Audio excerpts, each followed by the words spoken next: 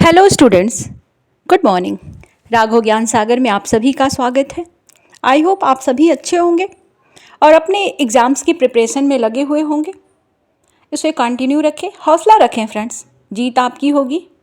आज नहीं तो कल होगी, लेकिन होगी ज़रूर, और हिम्मत हारने की ज़रूरत नहीं है। तो चलिए चलते हैं क्वेश्चंस की तरफ।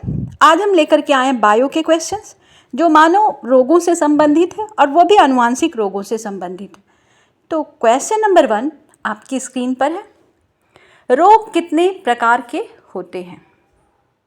ए उपार्जित रोग, बी जन्मजात रोग, सी ए और बी दोनों, डी उपर्युक्त में से कोई नहीं। तो आप गेस करें इसका आंसर। इसका सही आंसर है option number C. Next question की तरफ चलते हैं। आप लोग गेस जरूर कीजिएगा और इसको खुद सॉल्व करने की कोशिश करें। विश्व स्वास्थ्य संगठन का मुख्यालय कहाँ है? तो जब स्वास्थ्य की बात आती है तो हम विश्व स्वास्थ्य संगठन की भी बात कर लेते हैं, क्योंकि इससे भी क्वेश्चन जुड़े हुए हमेशा से आते हैं। A Geneva Switzerland, B Washington, C Paris France, D New Delhi. तो इसका सही ऑप्शन है option number A. Option number A जो है सही है। अब इसकी स्थापना कब हुई थी उसकी बात कर लेते हैं। क्वेश्चन नंबर 3 में 8 अप्रैल 1948, बी 6 मार्च 1949, 7 अप्रैल 1948 और डी है 9 दिसंबर 1950। तो आप देखें, ये तो आप सभी ने गेस कर लिया होगा कि इसका आंसर क्या है, क्योंकि ये बहुत इजी सा है और ये सभी को मालूम होगा। मुझे जहाँ तक मुझे लगता है सबको पता होगा। तो इसका सही आंसर है ऑप्शन नंबर सी। 7 अप्रैल 1948 को विश्व स्वास्थ्य संगठन की स्थापना हुई थी। और इस तरह छोटे छोटे क्वेश्चंस को सॉल्व करने से आपका जो कॉन्फिडेंस लेवल है वो बढ़ता रहेगा। विश्व स्वास्थ्य दिवस कब मनाया जाता है?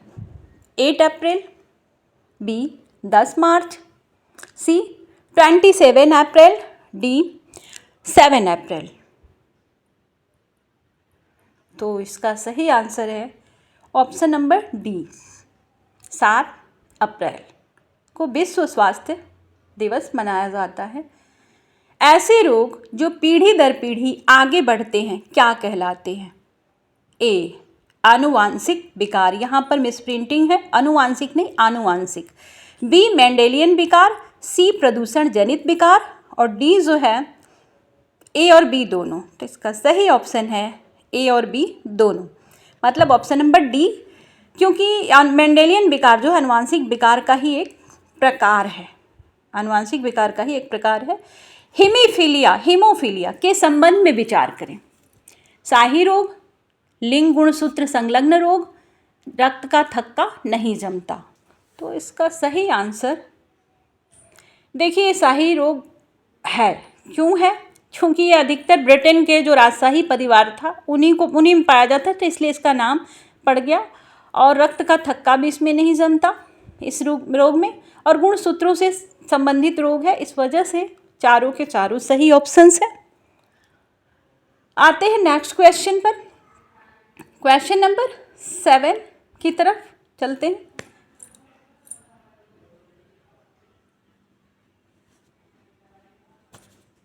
एक ऐसा रोग जिसमें रोगी को लाल और हरे रंग का अंतर समझ में नहीं आता है, कौन सा होता है? तो इस रोग को क्या कहते हैं? ए वर्णांधता, बी थैलेसीमिया, सी हीमोफीलिया और डी है डाउन सिंड्रोम। क्या कहते हैं इसको? तो इसको वर्णांधता कहते हैं, मतलब वर्णों रंगों से संबंधित व्यक्ति अंधे का एकदम स्वरूप हो जाता है। थैलेसीमिया रोग होता है ए समुद्री भोजन खाने से, बी हीमोग्लोबिन की पॉलीपेप्टाइड श्रृंखला के निर्माण के कारण, आरबीसी की विकृति के कारण, बी और सी दोनों। तो इसका सही ऑप्शन है ऑप्शन नंबर डी। बी और सी दोनों हीमोग्लोबिन की पेप्टाइड श्रृंखला के कम होने के कारण भी होता है, और समुद्री भोजन ज़्यादा खाने से भी थैलेसीमिया रोग हो जाता है। नेक्स्ट क्वेश्चन पर आते हैं। टर्नर सिंड्रोम गुणसूत्रों की संख्या कितनी होती है?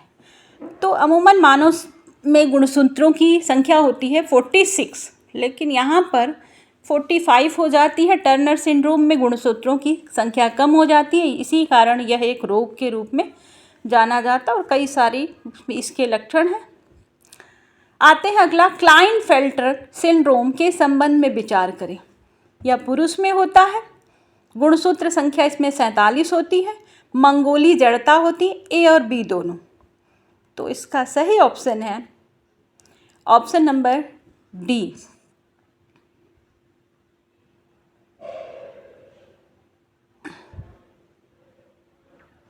Option number D. इसमें क्या होता है कि पुरुष में भी होता है और गुणसूत्रों की संख्या ऐसे में 47 हो जाती है, मतलब एक बढ़ जाती है, 46 होनी चाहिए, एक संख्या गुणसूत्रों की बढ़ जाती है, जिसकी वजह से कई विकृतियां आ जाती हैं। अब है डाउन सिंड्रोम होता है केवल पुरुष में, केवल महिला में, ए और बी दोनों, उपर्युक्त में से कोई नहीं। तो दोस्तों ये जो है ये दोनों में होता है, ए और बी दोनों। ऑप्शन नंबर सी सही है, ये पुरुष और महिला दोनों में ये सिंड्रोम देखने को मिलता है। नेक्स्ट क्वेश्चन की तरफ चलते हैं।